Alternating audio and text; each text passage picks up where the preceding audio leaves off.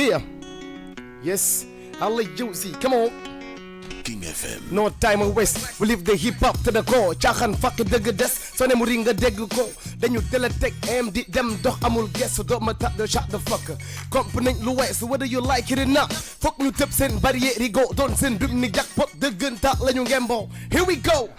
sampi flag bi outside ah duna wër ngël këpp taxaw te ma fësal fight xàcc mbawu mënul ñàkk cause bukki baa ngi ñu boot xàcc daw ne ko jàkk dool mu ball ñepp root ba wan sa ba nux ba waral kaala des ci ndigg daw lex ga daw dex ga mbërëng laaj la foog mu yegg mooy tubal ba rëcc suuf faqas lépp luy sikki yuuxi mbott mënul tus ci nag bi ten bi dañ ko segg bët du waddal nopp maam xara jiitu ci lëndëm bay cokki du gi dam ku pëgg fompi lëndëm xëy come on I gotta go man wax ko sa gaaña aw ma time bu may was déedéet never takk jóg dox tey damn ain't got time for the bullshit yeah come on yeah bu dee caaxaan la yëkkati bro please ñaan naa la ko caayen bi ñuy naanandoo di waste time baal naa la ko yi tey magum jëmm bu dul farata nul ci neen lii tey mag mu gëm du dul yu fara mat bul ci brain ñeme xare tax ñu taxaw sa njaafu bal ci dënn jóg faxasu dox li ñu yitteel mooy li ñuy sentu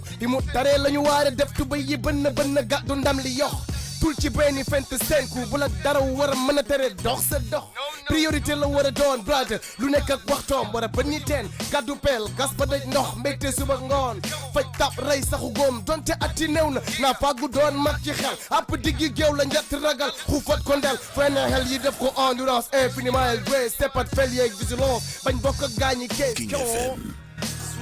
yeah I gotta go man wax ko sa gaaña all my time with my words dead never only be let's do one G dead ain't got time come for the on bullshit yeah come on listen I ain't happy to the cloud I just wanna go shoot the moon I don't wanna fall down wanna end the broad hope to go get it soon need you to stick around everywhere I go why baby my mind that the struggle ain't yet over forget everything I know in order to find the middle to cross the river well realize all the supports and well recognize the wheels and the tools I know where I gotta go I know what I gotta do the appointment I don't wanna be late I pray to the Lord I don't wanna be late I gotta go man wax ko sa gaaña come on all my time with my words dead never come on takk jóg dox tey ain't got time for the bullshit yeah yoon wee sori te lëndëm ratax te bëri jam bu dee bokkuñu jëm bul jéem a soppi sama gëm I don't wanna be late I don't wanna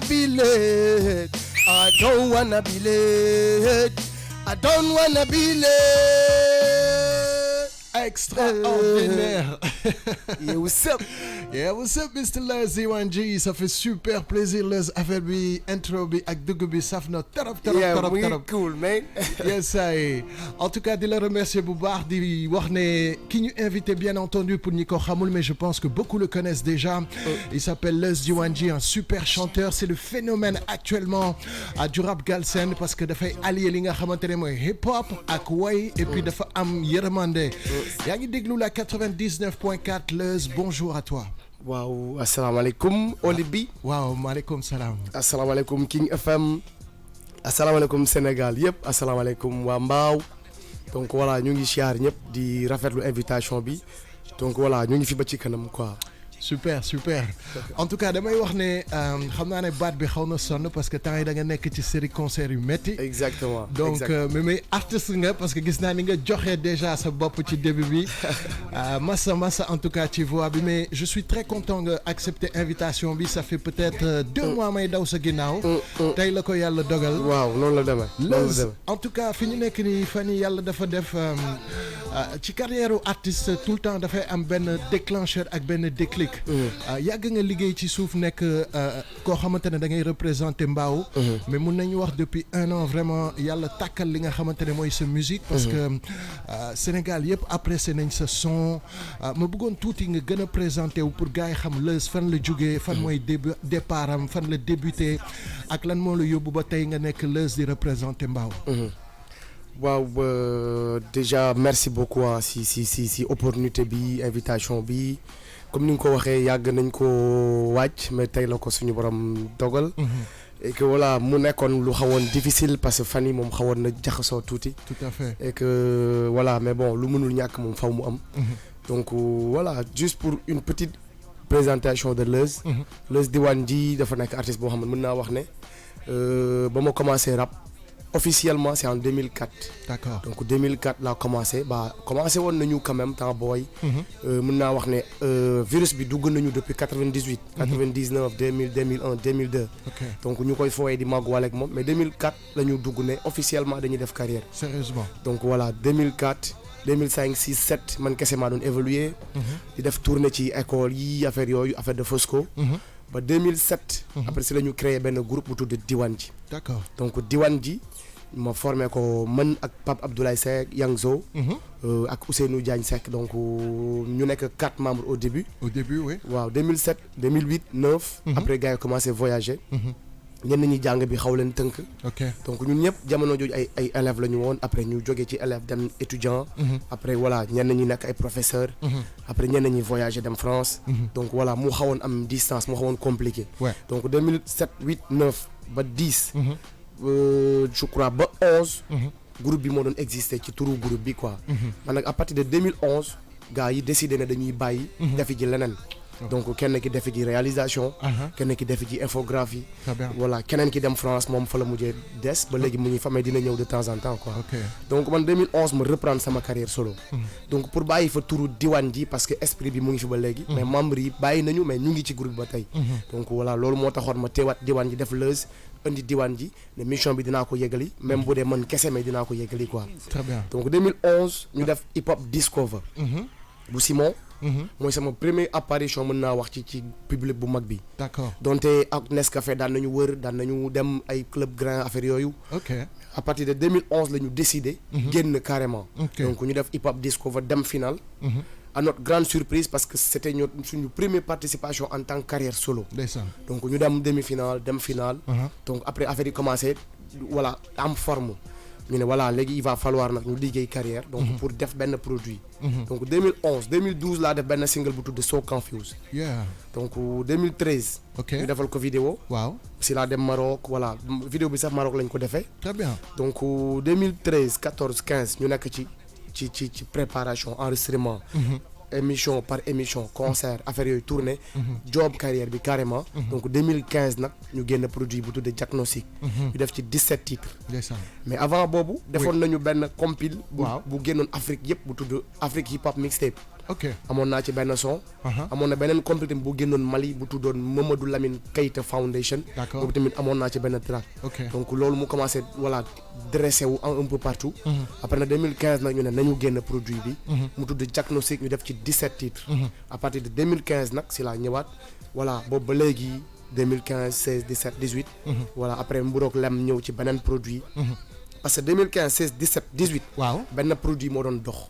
mooy Diagnostic. Diagnostic waaw léegi nag 2018 lañu tëj fenêtre Diagnostic. pour ubbi nouvelle page beneen waaw si la Mburoog Lem nekk premier single bi. ndeysaan après Wéeruwaay. après ndeysaan Wéy Wàllu donc voilà. ba léegi nii waaw ndeysaan c'est excellent en tout cas ni ngay raconter histoire bi. on voit que tu as fait ton bout de chemin. da nga ko togg di dox nànk-nànk. fi ma bëgg xaw a taxaw tuuti mooy fi nga nekk sa collègue yi dem nañ. lan moo la may pas-pas ak foi bi nga xamante ne di nga ne man du ma tànn dem damay tànn toog fii et puis continuer parce que ça fait quand même quelques années yu xaw a gudd yoo xam ne gëm nga sa bopp ban motivation moo la def ba nga xamante ne yow da nga ne man dinaa toog continuer et puis ndeysaan nga bañ a fàtte sa gars yi ba tuddee sa bopp Leuz Diwane G c'était quoi cette motivation waaw motivation je crois que mooy origine bi rek parce que li may wax chaque jour ñun duñu suivre yàlla def na man kenn du ma dugal ci lenn lu ma neexul lu ma bëggul dugg donc lépp lu ma dugg lu ne man maa ci dugal sama bopp ak sama propre volonté quoi. Très bien. Donc loolu la hip hop kenn dugalu ma ci. kenn jàngalu ma ko. kenn wanu ma nan la ñuy bindee. kenn wanu ma nan man musuma jàng musique. ndeysaan. musuma toog ci classe sax bu ñuy jàngale note musique. musoo sax def ay solfège ak yëpp. dégg nga musuma toog ci classe bu ñuy jàngale ay note musique. ndeysaan. donc pour dire que ne volonté la. boo xamante ne ni amour bi la pas-pas bi. macha allah ak volonté bi parce que ba ma ciy dugg kenn duggalu ma ci. Très bien. donc du kenn ma ciy génn man maa ciy génnaat sama bopp. ay donc li may wax chaque jour dañu tegoon diwaan ji mu nekk. diwaan ji mooy G bi mooy gis-gis mooy gëm-gëm. d'accord. diwaan mooy ñi bokk gis-gis. bokk gëm-gëm ñoom ñooy bokk diwaan. très bien. li français di wax ce qui se ressemble. s'assemble. waaw wala anglais di wax bird of the same feather flock together donc loolu la woon. Yeah. et que philosophie bi mu ngi fi dañul parce que def nañu ay études. te terewul dañ ko continuer waat indiwaat ko ci li ñuy def. super. gars yi jàng nañu. ñun ñëpp ñu jàng ji. te moo nekkoon défi bi dañ ne woon gars yi dañu ne hip hopeurs yi. dañuy salte. hip hopeurs yi dañuy ay voilà ay passif la ñuy doon. hip hopeurs yi dañu arrogant dañu nangam ak nangam ñu ne. on va montrer beneen facette du rappeur. très bien. donc nañu fexe ba. suñu ay examen kenn bañ ko jëlaat 2 fois. donc mu nekk BFM mu nekk bac mu nekk licence yëpp dem nañu wala rayante bokk ci ñi doon jàll quoi. ndeysaan. donc pour wane rek ne duñu ko boole ak ay caaxaan. donc beneen façon rappeur lañ bëggoon indiwaat. bu bokkul ak bii gars yi yaakaar donc mooy fexe ba askanu sénégalais bi nangu rap. mais de façon positive. super. En tout cas mu ngi noonu kookoy Leuz Diwane G à 14h56 minutes je propose ñu jéem a laalaat tuuti beneen son parce que gars yi itam dinañ bëgg musique tey di ngeen découvrir li nga xamante ne mooy le répertoire de Leuz autant di ngeen am quelques sons de Diagnostic mais du nouvel album aussi dont Mburo Clem ak Wéeruwaay ñooy single yi nga xamante ne moo ci gën a fës c'est un super artiste installez-vous yéen a ngi ci King FM tout de suite Mr Leuz Diwane G. Yes, Lamba to me. King FM. Okay.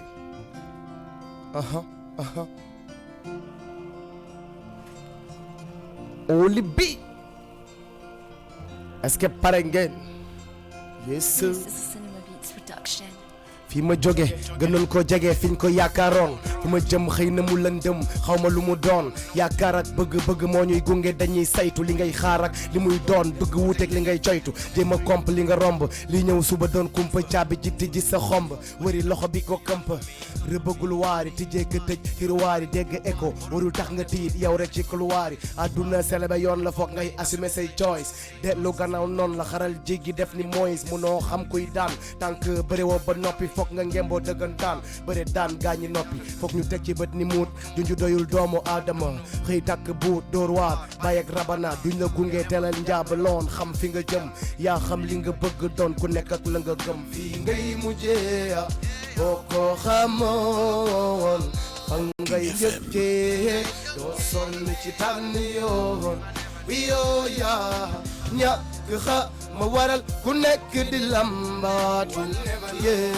ñàkk xa ma waral ku nekk di lambaatu what tomorrow high don't know may the Lord guide me I know I gotta fight but I fear the snake to bite me step the bite step the bite pop he's the one who knows set the light get it tight stop understand the code those 11 rows the law says that pose of course it is because you have taken that dose I don't know for it just beat it and take repose pause and repose that's how the game goes dina génn school dugal la fii xëy na mu gën cool xëy na amoo dëgg sunoo leera dinga ko gas suul bi déew day fenkee fu ne fooy janook asamaan di la def cuune sa biir maay ndox raxas nga naan lu tax ku nekk ak bésu juddoo ma ñu wuutale ku nekk sa yoon bul mele-mele ci moom ba waddal ku doom war a naaw ñu tëj la ci kaf si pepp mënu la satisfaire dëgg daw ñu tëj ci say laaf sooy rep di yegg teen come on boo ko xamoon fa ngay njëkkee ya doo sonn ci tànn yoon yoo yaa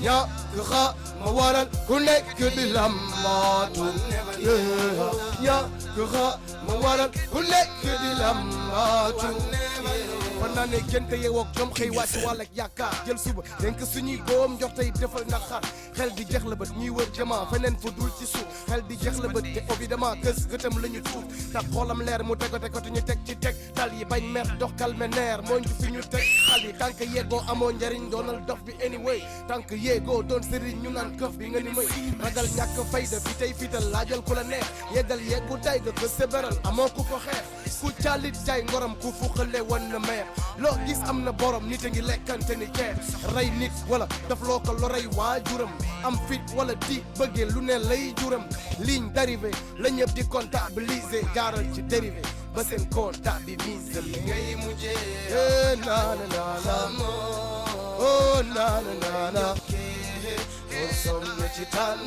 yoo yaa ñaa ma waral ku nekk di lambaatu ñaa ma waral ku nekk di lambaatu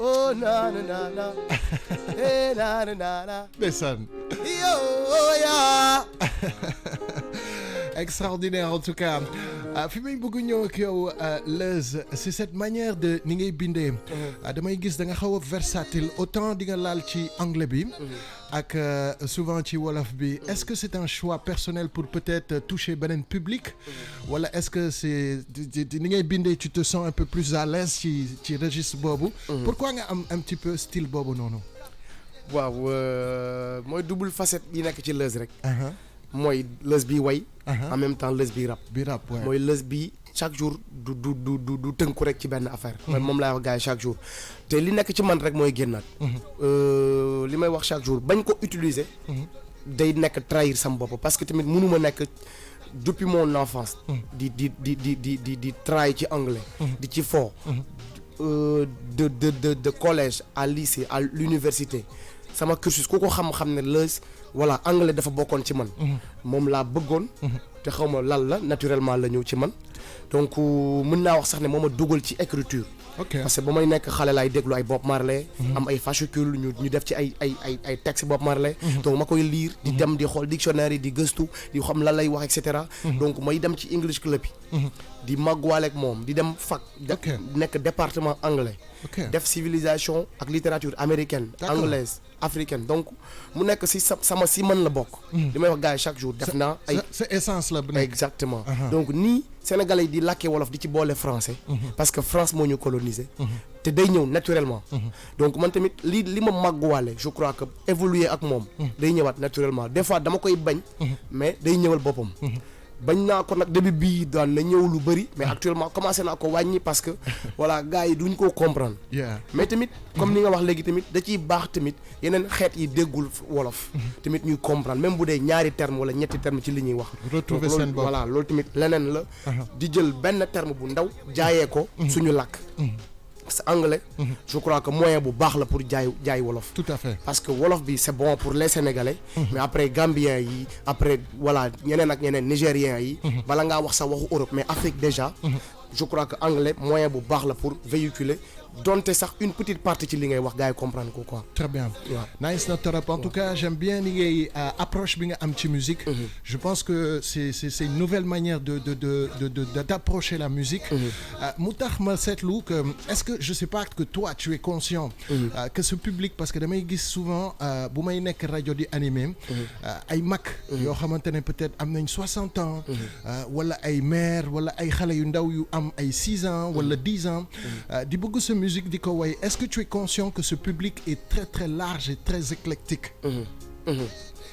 waaw loolu bokkoon na ci objectif yi dès le début pour dire que ne loolu du lu ñu surprendre donte atteindre guñu ko à 100% mais maanaam objectif la dès le début parce que damay wax gars yi ne leen hip hop dañ ko jéggaani donc pour nga forcer ko gars yi du yomb tant que comprendre ñu ko donc il va falloir ñu utiliser li ñu moom pour jox ko ñi ñu ko war a jox donc bu fekkee da nga ko bëgg utiliser comme américain bi wala comme français bi ni muy defee hip hop du ça va pas passer. Bien sûr. Il faut qu'on se dise la vérité donc le public hip hop au Sénégal est très restreint parce que c'est du hip hop et que le hip hop n'est pas encore 100% compris donc ñi ko comprendre benn tranche d'âge la te ñooñu ñoo koy comprendre ba suba donc il va falloir ñu décoder ko parce que dafa bëri ay code très bien léegi nag man ci loolu laa nekk di dox vulgariser ko quoi exactement donc paa yeeg mère yeeg xale yeeg ñëpp gis ci seen bopp quoi très bien en tout cas nice na et puis style woy bi quand même c'est benn style boo xamante ne est-ce que ça t'est venu naturellement wala da nga liggéey nank say harmonie say mélodie ba jàpp sa style wala c'est quelque chose boo xamante ne noonu la yegsee waaw mën naa wax ne ci wayantu ci imiter d'accord la commencé way ok donc ba may nekk xale daan naa déglu ay waykat yu mag donc cité naa fi léegi Bob Marley daan naa déglu parce que sama grand bi du ma jóg ci di ko wax dama doon fekk lu ay xeetu musique yu magee ci néegam donc ay Elton John ay Phil Collins ay UB40 donc dama doon déglu ñooñu laa doon déglu ay Boyz II Men Powerful Boys ba may nekk xale di déglu di reprendre seen ay way Dread Maxime Youssou Ndour et cetera donc daan naa déglu di imiter di wayaat comme ñoom donc mu ñëw naturellement bi ma demee ba war a def hip hop ma ne voilà nice na trop ñu way mu nuroog kaana bi mais tamit baax na ñu way mu saf Sénégal quoi parce que loolu pour sénégalais yi la début bi daan naa way ñu way jaawale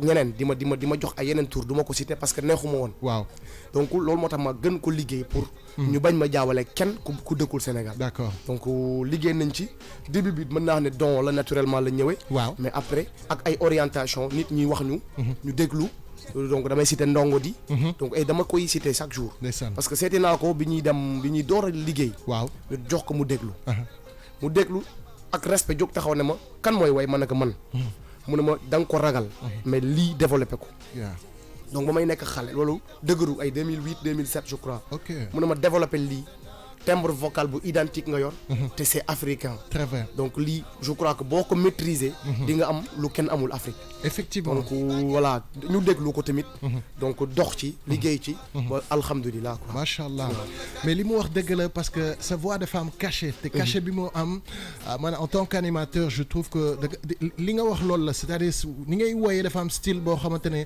ça t'amène tout de suite en Afrique et ça c'est très important donc maa ngi lay féliciter ci loolu di wax gars yi mun ngeen participer ci émission bi boo leen buggee au 88 628 à 99 90 ku ci am question wala mun nga dugg ci streaming bi c'est au www.kingfm.sn mun nga seetaan émission bi gis suñu studio gis Leuz et puis seetaan live bi di leen fàttali on est ensemble sur la 99.4 jusqu'à 16h inchallah tout de suite ñu jéem a dugg ci beneen track beneen son ma koy dédicacé nag sa benn fans bu tudd Maïmouna Bari bu la bëgg bu nekk RFM grande fan de Leuz Diwanji comme beaucoup d'autres donc ñu xool peut-être morceau bi ci topp nii. King FM. Suivez-nous sur notre site web www.kingfm.sn. La la la la. La la la la la la oh na na na. La la la. Tekki boot njaboot te yàgg ne his only great dream. Tekki seen ma not sotti suuga si seen life nii bañ si ki mam lakkaale yeneen yi ko tii mu sob si ci nam ndam sóoraale jom fotti lim ask him lose up mësta bokk ci li ñuy lim stop him now achieve his goal never lose win nothing could stop the thing for what he all the thinking big king never be a toad got a good bringing lii mu def ba mérité lii doon ju ñuy soxla jàngal c'est quoi cette vie ku tëb ba dal ci dangay toggal saf we xatt tax ba rongoñ tuuru tooyal dënn lu nit di matt toog ni patt toxuñu muuru bañ ko génn xolam lañu jam xej bi daw ba xotti gëttam fakk buntam toog ni faax ci digg ëttam bënn bët jooy terewul min def doon jàmbaar ci góor goo dégg wooy li ko jur war ngeen ko listi xa yi taxoon muy faay ki taxoon mu bëgg a tekki mu sësoon ci baay ki taxoon ma sutawaate is all his wisdom not paying his toll. The one for whom he was struggling. Now he's lying down on the floor. Wonder if we gonna live again tomorrow. Kinda dig joy na, jàmbaar dig soy na.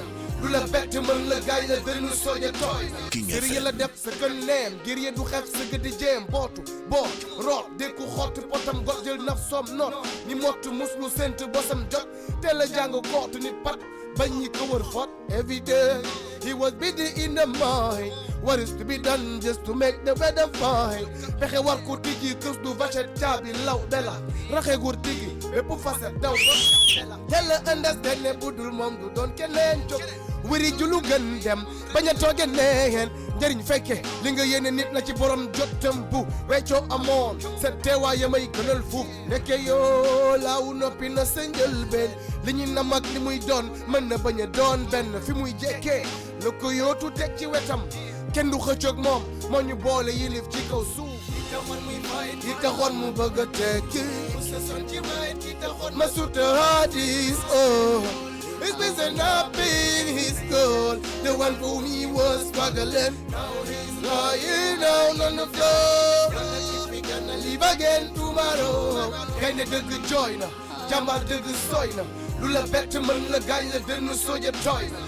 góomu xol benn datt du ko xel dañu këpp sa boor kenn du komp li ngay fexe kay na biloo sa loon in the sky xalaat ko mu gën a was au delà night mais la ñu soppi dreamam right te dañu saboté tiimam njàkkare di ko tëli tële cër yi lampañ fu ñu ko ma suta xaaren it was still from the heart mean weekend in the brain fears oh my God living in the pain don't know where to go he's stumbling around up and down he's losing the ground life be safatu ko dara dara mu ngi dundu te dundatul safatu ko dara yàlla bu rek xam li gën xëy na li ñu koy jaal every day gënul ci ñoom ki taxoon muy fight ki taxoon mu bëgg a tekke sa son ci right ki taxoon ma suta hadis oh it's been nothing his goal the one whom he was struggling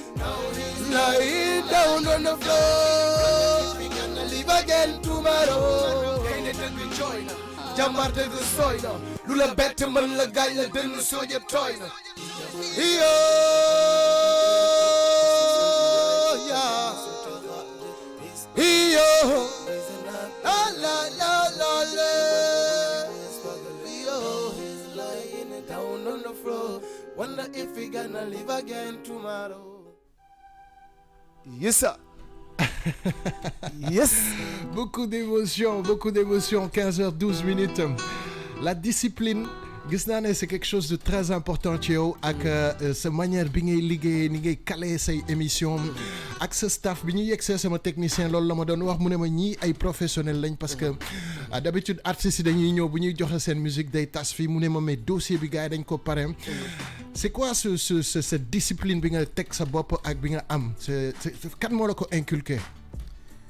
waaw xaw ma sax naturellement la ñëwee ah mën naa wax ne voilà ça vient naturellement parce que tamit je crois que respect mooy lépp.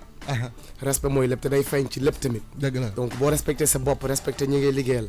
respecté li ngay def ak ñi ngi koy defal. voilà je crois que discipline bi ngay wax day ñëwaat quoi. et que voilà depuis entourage ba la. nekkoon nañu ay délinquants mënul ñàkk. mais après dañu tegaat ci yoon. encadré waat ñu. am ay tonton yu ñu tegaat ci yoon.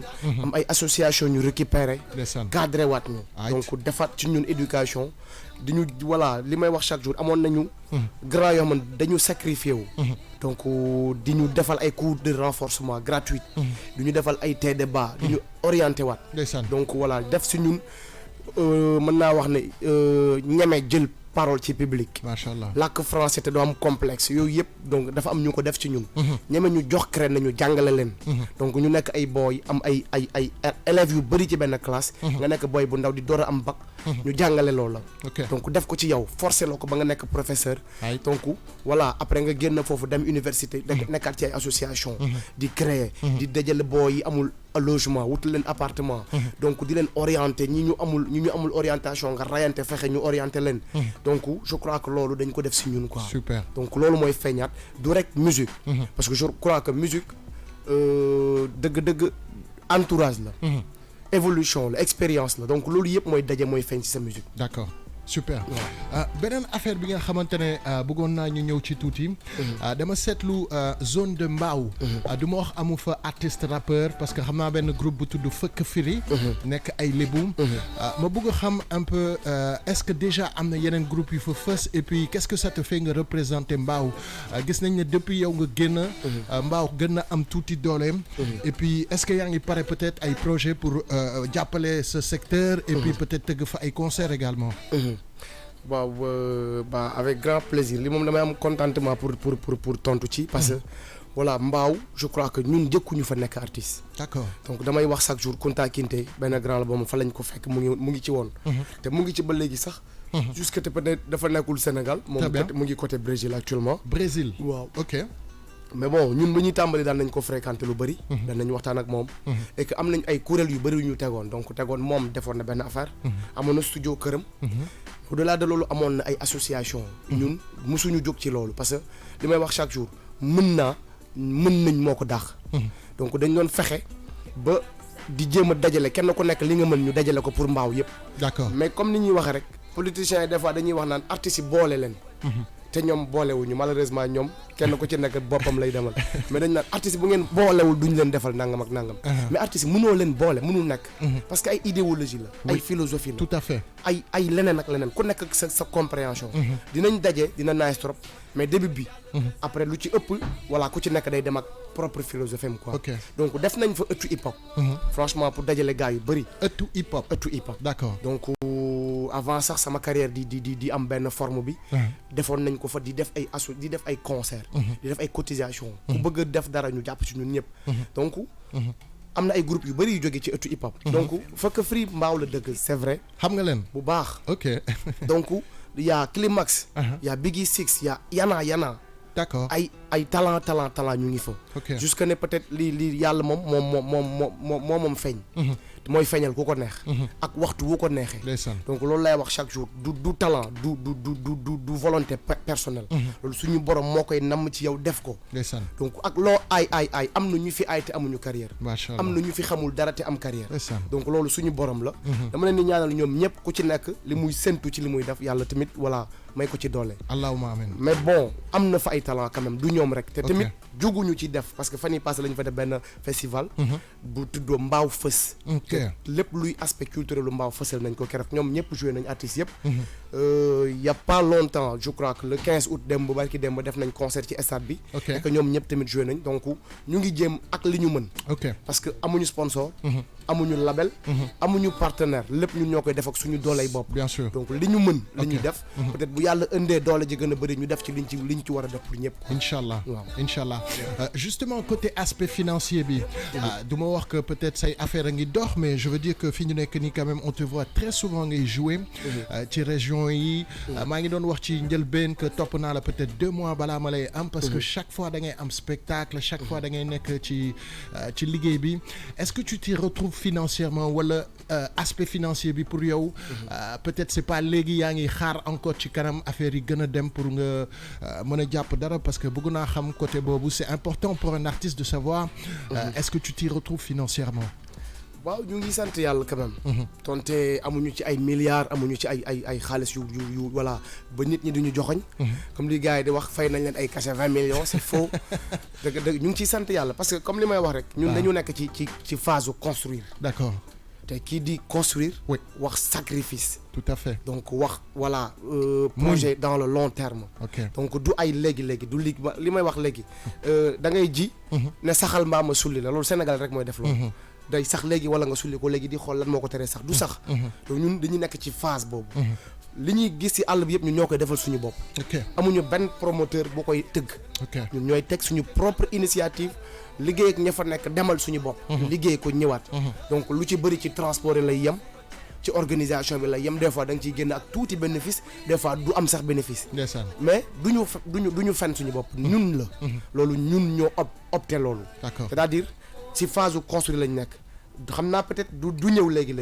mais am nañu yaakaar fii ak ci kanam donc ñu récolter waat loolu ñu semé ci yoon bi yëpp quoi. inchallah mais ñu ngi tourner alhamdulilah et que loolu moo ëpp solo des fois nit ñi seen état financier du leen may ñu fay ñu yenn cachet yi et dañ koy comprendre dañ koy accepter parce que bëgg-bëgg la volonté la ñu bàyyi fi artistes yëpp woo la ne la dimbali ñu jouer ñu donc ak li ñu am dañuy dem jéem leen ci satisfaire donc ñun si noonu la ñuy dox super waaw en tout cas maa ngi lay ñaanal vraiment nga am ci xaalis parce que sa musique liggéey bu metti la déjà et puis c'est musique de femme qualité donc je pense que tu le mérites mais dina ñëw j'en suis certain inchallah ak temps bi comme ni nga ko waxee j'ai beaucoup de messages fii maa ngi am benn gain bu tudd Bex Bunny dëkk Liberté 6 nekkoon Rak Tak Squad nee na il apprécie énormément ce style beneen gain bu tudd Babacar Diakhoumpa depuis Rufisque moom tam mu ngi lay béggee Mokhtar Senghor tam mu ngi lay béggee bu baax a baax a baax Zeyna Nounouch Thiam Ibrahima Khalil Kandji Tafa Niang Cheikh Ndiaye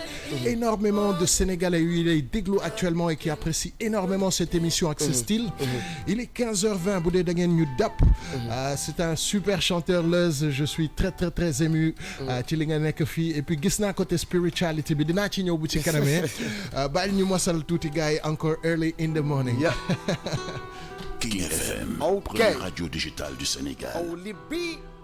Leuz D1G. Early in the morning, alone where but go because I gotta find my way alone need to stand up, get better the warning. Which makes me know where is the line was left to be done. Li lay boole ci lépp li tax ba duñ la fàtte yaa koy liggéey ay nelaw du la ko may li lay jox gëdd fépp fu ko kenn dul xalaate every day am na tool boo war a bay balaa jant bi jóg foog ma jóg tel ko waajal ready to go darkness du yëgoo bu mi la war a dog jël mu njëkk bañ ku ma naa jël day better no witness it moo jëf jël la balaa wees rëccu di ci am yoon bëgguma wetu ma roo di mere kenn ci ñoom early in the morning yeewu sel mu gàddu ba takk dal cause I got a long way to go early in the morning King FM ma fipp yotu sax jëma jàll cause I really need to know early in the morning, early in the morning. La la la la la.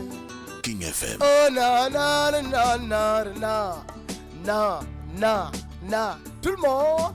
I don't wanna stay on my home, cause I do know them waiting outside. Bëgg becc ëllëg comme ñëpp uuf samay doom I do know I gotta go get tired waruma toog fenn di ñee su may morom li nga ji ngay góob yaa fuus du wee ku nekk xam na li gën lii faj sa ay góom mbër béef du doob cactus laaj na tey avance bi nga jëloon war a bërek life contrat bi yaa ko signé woon bëre ci des revanche bi nga digge woon daa soon sa knife bul fàtte bor bi nga leboon jógol def lu xees jant bi fenkoon mu ngi duggi waat lëndëm a ngi yoon delal rote sa ndaa fi ñu la bàyyi woon waruñ la fa fekkaat ñi nga war a boot wala ñëpp ne gay na nga early in the morning yeewu sel mu gàddu bak takk dal kësa garala weebu ko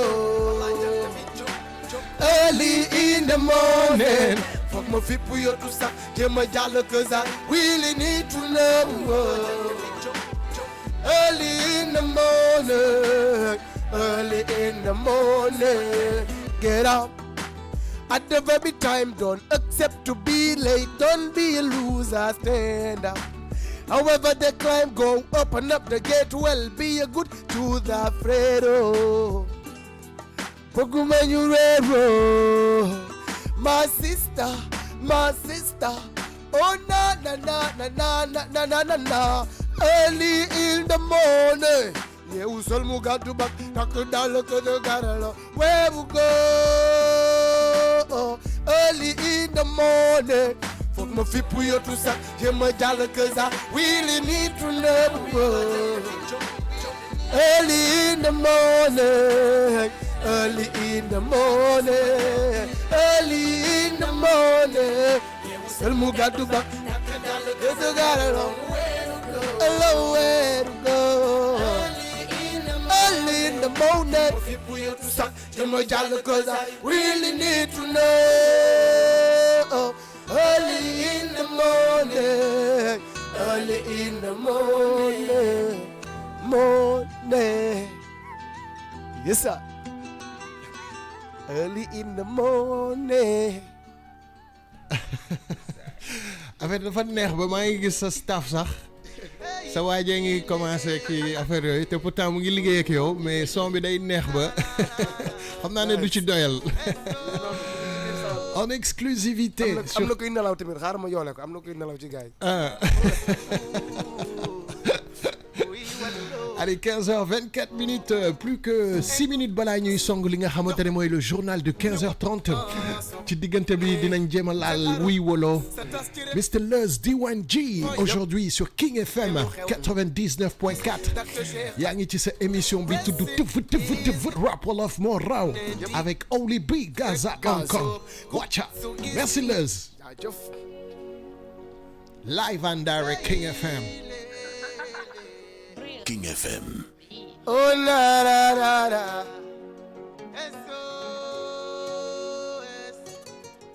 Mayday. Oh so cool. We were low. Incompétence. Munul doxal réew. Suñu confiance. Soppi ngeen ko ne. Seen arrogance. Sa tas ci réew mi réew. Trop de défaillance. Sa tafu ne ñu ngi laajte lu xew. Rest in peace. Dr. Cheikh Anta Diop. Rest in peace. Ja Mamadou Ndeye Tiis rek la ñu go ku gëstu gis nakar bi ñu yend King FM. bu ñëw ba nga foog ne moo tane fekk moo gën a yees rey ñoo ki discours defaru xëy na mes rey le la jaale la sàkk mi ko mu rees su wey ñu way sal tuur du fi lu bees let everybody be the way nelaw yi daa doy foog ñu xiipi xool let everybody be the way li ñu jàppee neexul dañu jooy ba suñu gët yi desatul na yu xuwi yooy gi suñu génn ku ñu na ñëpp yooy xiil son na mar bay lox bëgg mu doy ñuy diree kura mu ñu bay dox yërmande dañuy sàkku ci yéen ñi ci kaw geesu leen ñi ci yërmande dañuy sàkku ci yéen ñi ci kaw geesu leen ñi ci kañ lay doon kuy wallu waskan wi kañ la lay doon kañ lay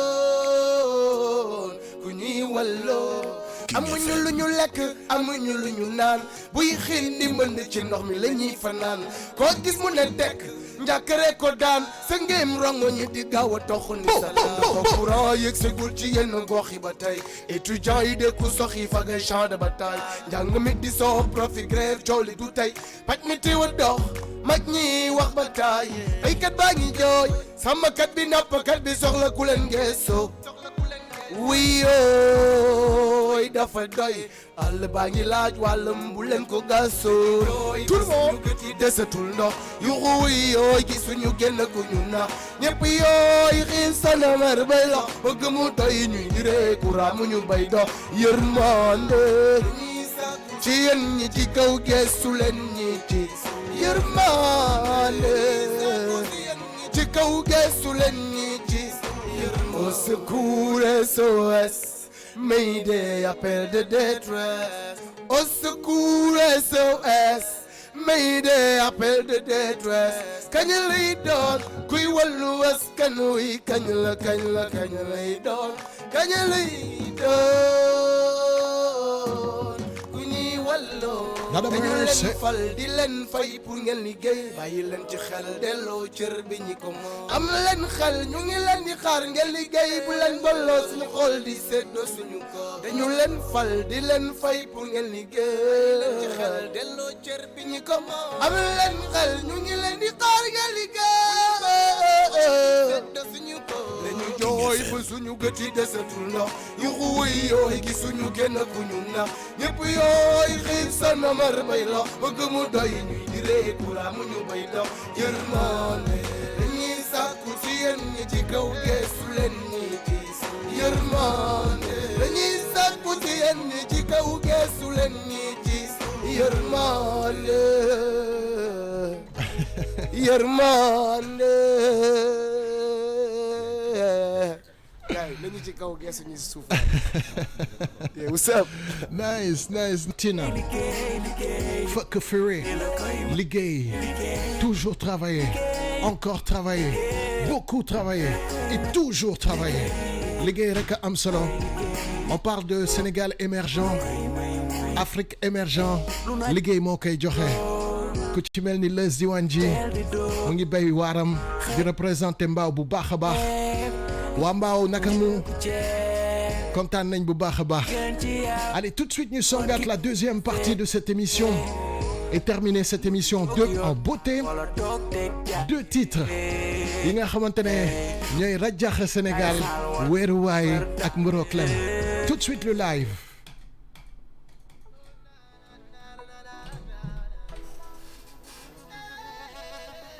Yes. Oh na na na na na na na na na.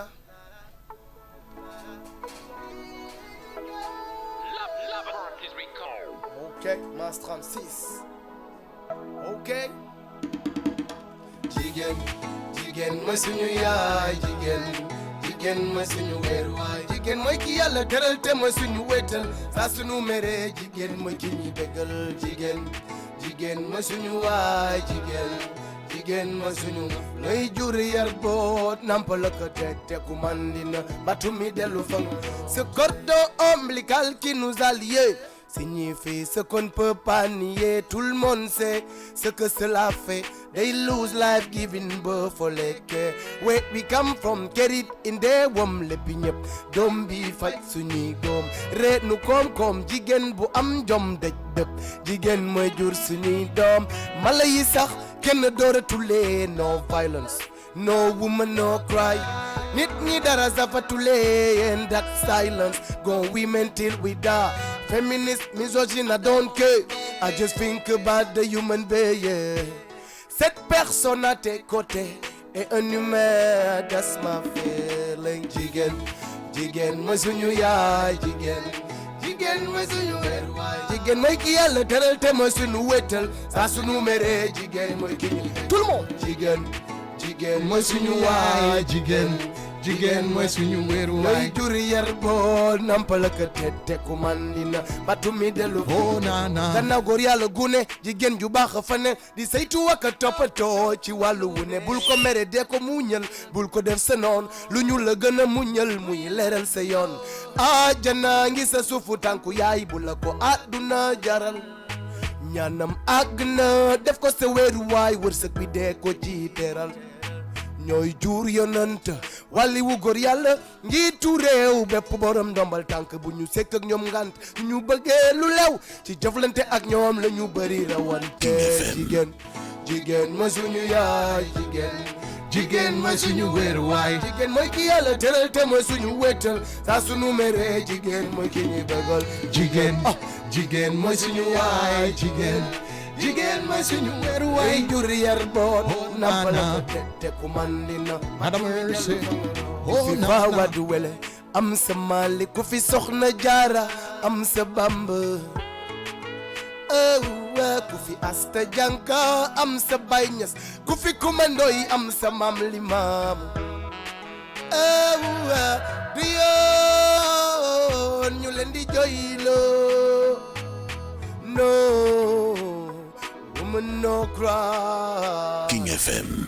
jigéen ñooy sunu yaay ñooy sunu weeruwaay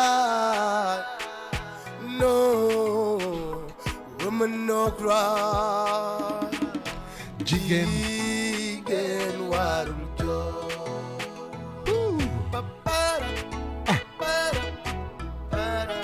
oh na jigéen warul jooy oh na jigéen warul jooy Madame Mercy jigéen warul jooy ndeysaan cool mais mu ngi King FM extraordinaire rap wolof moo raw mooy mësa raw Forever Leuz Only Be Gaza Hong Kong Leuz maa ngi dégg Labo 36 ba léegi songuñu li nga xamante ne mooy équipe bi ngay liggéeyal est-ce que ba léegi yaa ngi liggéey ak Labo 36 projet bi nga xamante ne mooy deuxième album bi kañ la nar a génn comment ça va se passer est-ce qu'il y a une date est-ce que di nga am ay combinaison yoo nar a def c'est quoi un petit peu la suite actuellement pour toi waaw merci beaucoup déjà je crois que voilà li may wax chaque jour rek nee naa diagnostic dañ ñëwoon pour diagnostiquer. ouais et que ku wax diagnostiquer voilà xool. ñëw natt xool. indi li ñu indi peser. xool fan la lan mooy poids bi quoi. donc et que franchement am nañu ci lu ñu ci jëlee. donc ci loolu la ñu sukkandiku pour liggéey prochain produit bi quoi. d'accord donc dañ doon xool lan la Sénégalais yi gën a voilà sensible lan la ñu gën a mën voilà accueillir en tout cas loo xamante ni peut-être dina bokk ci ñun multitude de facettes yi nekk ci ñun. donc ak lan la ñu war a développer carrément pour satisfaire public bi. donc ci lañ nekkoon mu xawoon jël temps.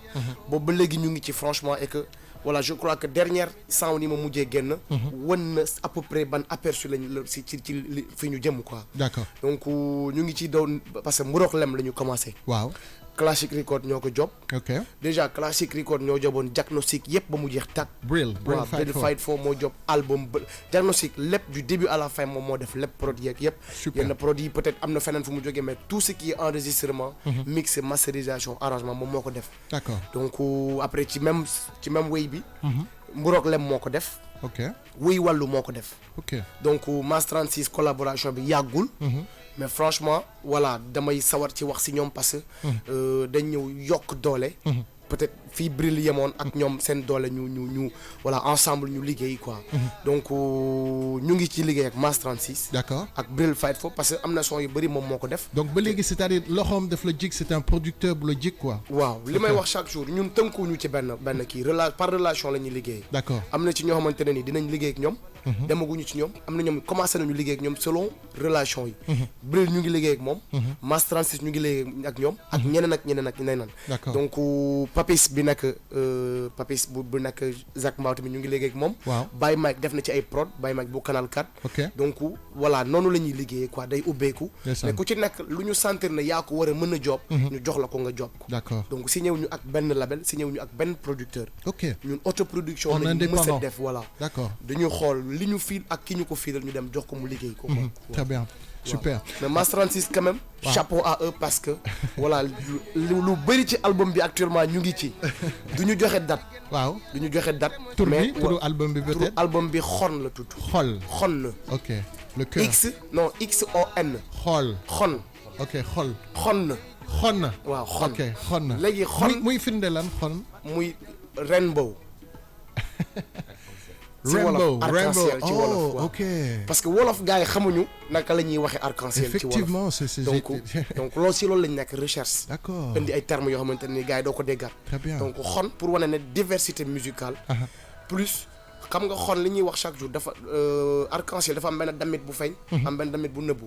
mooy enracinement ak ouverture. ndeysaan donc ci loolu la ñuy dox mooy nga nangu li nga doon. mais nga nangul ñeneen ñi. ndeysaan mooy que ne ñu weccoo. et que kenn bañ a forcer idéologie am. indil teg sa bos mais nangul bu keneen. nice ñu nangu en tant que jullit ak catholique. en tant que Baye Fall ak Murit ak Tidiane Laayeen parce que diversité la. li may wax chaque jour li ñu wuutale. waruñu xaajatle. parce que loolu je crois que dañu atu la war a doon. donc et que Sénégal je crois que mooy pays exemplaire pour rassembler loolu. parce que y a diversité de culture diversité de xam nga naka laa ko mën a waxee de religion. et cetera donc loolu yëpp la ñuy dajale pour indi xon. mooy diversité musicale bi may def. diversité idéologie. diversité ci nangulante man soose laa lébu laa. kii séeréer la kii joolaa la mais ñu boole yëpp ñu nangulante quoi. mais tamit du ma bañ li ma doon parce que li may wax chaque jour africain la. donte damay nangul tubaab bi. mais damay nangu ne africain la ba pare. effectivement donc mooy enracinement d'abord door wax ouverture. super ci même tempo bi yaa ngi wax que c'est important ouverture est-ce que ci album bi nga xamante ne moo nar a tudd xon. XON kese. xon. ok I got it. Est-ce que on peut espérer am ay pointures yu mag par exemple un Youssou Ndour wala je sais pas d'autres artistes yoo xam ne qui ne sont pas dans l'univers peut-être musique urbaine. Est-ce que parce que ce style c'est quelque chose boo xamante ne ça peut fonctionner avec beaucoup de combinaisons. Est-ce que on peut espérer avoir quelque chose lu mel noonu une très belle surprise avec différents artistes. waaw bëgg nañ ko. bëgg nañ ko quand même mais peut-être amaguñu occasion bi. mais bon am na dinaa annoncer peut-être benn ndongo Dip dina ci nekk.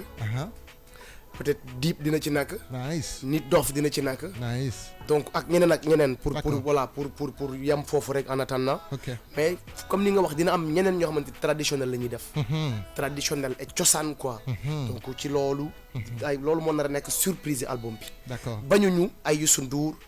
keneen ak keneen Baaba Maal keneen ak keneen mais amaguñu link yi. ok donc bu ñu ko amee ñu jël ko tamit parce que. rêve la ci ñun. tamit ñu ànd ak ay pointures yu mel noonu ci suñu album quand même. waaw yal na ko yàlla sottil inchallah 99.4 tous les week-ends tous les samedis rap wolof moo raw à partir de 14h en compagnie de Oli B Gaza nii lay demee samedi tout le temps on reçoit des artistes de pointure ñu waxtaanee un petit peu seen univers seen musique je sais pas est-ce que tu as envie de dire quelque chose ñi nga xamante ne ñuy déglu est-ce que tu as un message à faire passer wala loo xamante ne ça te tient à cœur nga bëggoon ko wax ñi ñuy déglu. bah ça dépend je sais pas pour le moment nii ba xanaa di rafetlu rek soutien bi damay wax chaque jour. Ouais. voilà parce que tamit c'était pas évident. ñu ñëw from nothing li may wax chaque jour from nothing lañu la gars yi jógee amuñu producteur yeah. amuñu dara. ñu ñëw noonu ak gars yi donc liggéeyu gars yi franchement voilà bokk ci ñii gars yi di lim. franchement je crois que ak seen soutien lañ ko amee quoi. donc dañu remercier waat gars yi soutien bi confiance bi surtout. parce que damay recevoir ay appels fu ne et que loolu je crois que loolu voilà cër la bu ma leen di delloowaat ñoom ñëpp. di wax ne peut-être ak seen soutien. li ñu amee li ñu am. et que ñoom ñooy suñu source de motivation. Machallah. donc bu ñu leen di dégg seen ay messages seen ay appels seen ay voilà seen ay challenge gars yi di jëlaat vidéo yi di ko defaat. donc franchement ça nous réconforte et ça nous motive davantage. Super. donc voilà dañu leen si remercier. di wax rek ñu ñaanalaat ñu parce que voilà ñaan du doy. ñu ngi ci yoon te am nañu yaakaar ne bu ñu paree dinañ leen satisfaire. macha allah am na benn xale bu jigéen bu ma jotoon gis mu jël sa benn son. daal di koy def clip je pense que ça t'a causé du tort nan nga jëlee séquence boobu yow comment tu l'as ressenti ça. waaw gars yi des fois dañuy andi polémique ils n'ont pas compris parce que des fois dañuy interpréter. leneen li ma wax. man li ma wax c'était simple. dama ne. gisuma woon xaw ma woon ne boobu day def clip début bi. ok am na ku ma envoyé benn daggitu séquence bu mu doon enregistré son bi. d'accord mu envoyé ma daggit bi. Oui. et ça m'a beaucoup plu parce que dafa voilà ça faisait plaisir. et ça fait toujours plaisir sax. donc man dama ko posté waat sax Instagram posté waat ko voilà statut WhatsApp ak yëpp. mais pour man benn fans la buy def challenge. ndekete kuy def carrière la bëgg a jël son bi def ko vidéo te tàggawul amagul suñu autorisation. c'est très grave loolu. waaw te période boobu ñu ngi en plein tournage. suñu vidéo génnagul. donc mu jëkk génn bosam. ba indi ay polémique kenn xamul kan moo ci moom son bi. Oui. loolu lay wax ne c'était pas normal waroon nañu tàggu. ñu xaar loo ko ba ñu génn suñu bos après mu génn bosam loolu y a pas de problème. tout à fait te am na keneen ku def loolu. xamante bi mu soxlawee def cover bi dafa ñëw ci ñun. ñaan autorisation ñu ne ko may ñu ba ñu pare ci phase promo bi. Oui. après nga def sa tournage amul problème. Ouais. et elle l'a fait elle a réussi actuellement elle est à plus de 1 million de vues sur YouTube moom tamit. donc dañu koy rafetlu. mais côté professionnel nañ jaar fi ñu war a jaar ñu tàggu ñu war a tàggu. effectivement waaw loolu rek la woon. c'est très important gars yi di respecter liggéeyu artistes yi parce que ku créer sa son rey sa bopp xar sa tànk tubéy pour indi sa yëf ba pare nit ñëw exploiter ko noonu ba indi confusion je pense que c'est quand même pas très très très très catholique quoi ni ko gars yi di waxee Leuz franchement bëggoon naa xam lan nga xalaat ci émission bi ak nag nga gisee suñu rajo xam naa ne mos nga fi ñëw mais j'aimerais un peu ton avis dessus. waaw muy cool ah ba li may wax chaque jour innovation parce que voilà ñun ñëpp waruñu def la même chose. muy artistes yi muy animateurs yi ñun ñëpp on peut pas tout le temps faire la même chose. tout à fait donc ku nekk ak sa touche. ak sa expérience personnelle. da nga war a indi sa yëfu bopp. et que loolu laa gis c'est différent par rapport ak yeneen émissions yi ma doon def. am na show am na waxtaan. et que loolu je crois que voilà dama la ci encourager franchement. Merci. et que surtout il y a le niveau parce que il faut poser de bonnes questions pour un peu hausser le débat quoi. Tout à fait. Parce que des fois gars yi dañuy ñëw duñu sax gëstu ci artiste bi. duñu xam carrière artiste bi dara. bëgg ko invité bëgg artiste bi def lépp. parce que des fois am nga lépp. mais fokk ñu laaj la. liñ la ciy laaj mooy loolu mooy encadrer débat bi quoi. Tout à fait. Et que franchement voilà il y a le niveau quoi. Donc Merci. Félicitations. Merci beaucoup. Et que voilà voilà mu gën a high ba ñu koy am en direct fépp. Donc voilà di ko yóbbu ci TFM bi mu bañ a yem rek ci King FM bi quoi. Voilà. Inch'Allah, je te remercie énormément. Là, c'est une source de motivation pour moi. De remercier ce team bu baax équipe bi aussi ils sont très calmes, très professionnels. De la encourager, je crois énormément en tes capacités, ces possibilités. Fii sa kër la, tu seras toujours le bienvenu ak man. Et puis fu ma mun a jàpp ci liggéey bi. xamal ne je serai toujours un de tes soldats. di la remercier bu baax a baax ci teewaay bi xam naa ne emploi du temps bi métti na. Mais tu as fait cet effort, vraiment, yal na la yàlla fay. Et puis, on attend la suite. On va se quitter sur ce titre à 15h54 minutes. Di leen fàttali juste après, à partir de 18h, di ngeen am Univers King ak Kals, sama collègue bi nekk ci RFM, qui est désormais sur King FM. Donc, bon week-end à tous. Bu leen fàtte demain, dinaa fi nekkaat à la même heure, c'est-à-dire à partir de 14h, jëmale 16h, mais bii pas dancehall, reggae. Passa ak ska l'univers reggae la ñu nar a topp. On se quitte sur ce dernier titre de Leuz Diwanji di remercier tous les internautes ak tous les auditeurs auditrices scotchés à King FM, la première radio digitale du Sénégal. On est baissé ça Gaza Hong Kong Watch Channel exclusive for Brooklyn.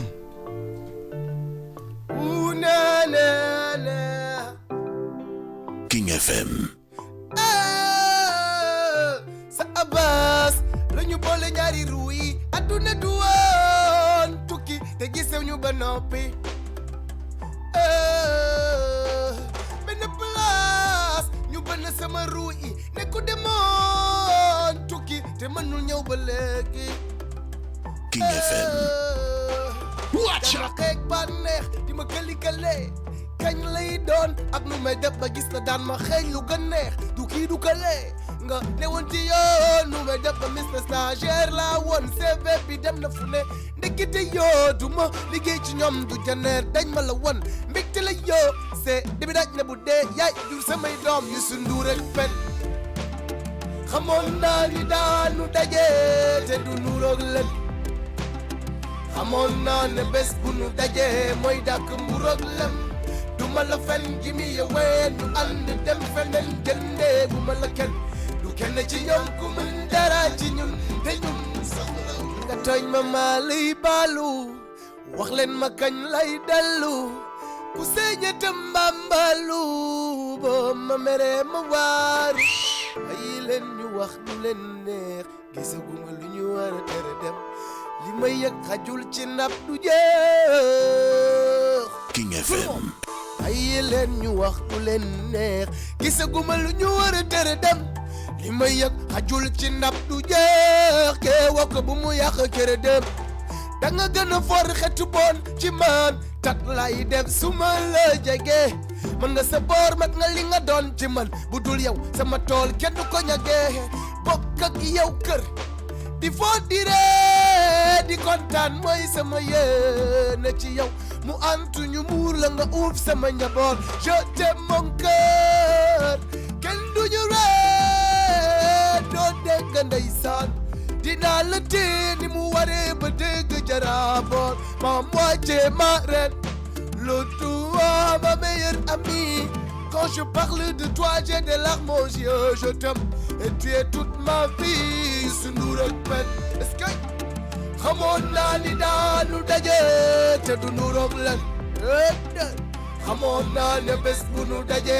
mooy dàkk mburoog lem du ma la fen gi mi yowe ñu ànd dem feneen jëndee bu ma la kenn du kenn ci ñoom ku mën dara ci ñun te ñun you know I love you never dare to leave you you know I need you every day every night I'm thinking about you night and day everywhere I go baby I see you there is no one like you tooñ ma maa lay baalu wax leen ma kañ lay dellu ku seeña tam bambalu boo ma mere ma waaru Youssou Ndour ak tey xamoon naa ni daanu daje te du nuroog leen xamoon naa ne bés bu nu daje mooy dàkk muroog leen duma la fen gi mi yowee ñu ànd dem feneen jëndee bu mel la kenn du kenn ci ñoom ku mën dara ci ñun te ñun soxlaw ñu xuloo kenn te ñun soxlaw ñu xuloo kenn soxlaw ñu xuloo kenn te ñun soxlaw ñu xuloo kenn. jërëjëf merci beaucoup Les bon courage jaajëf et puis à la prochaine inchallah yes I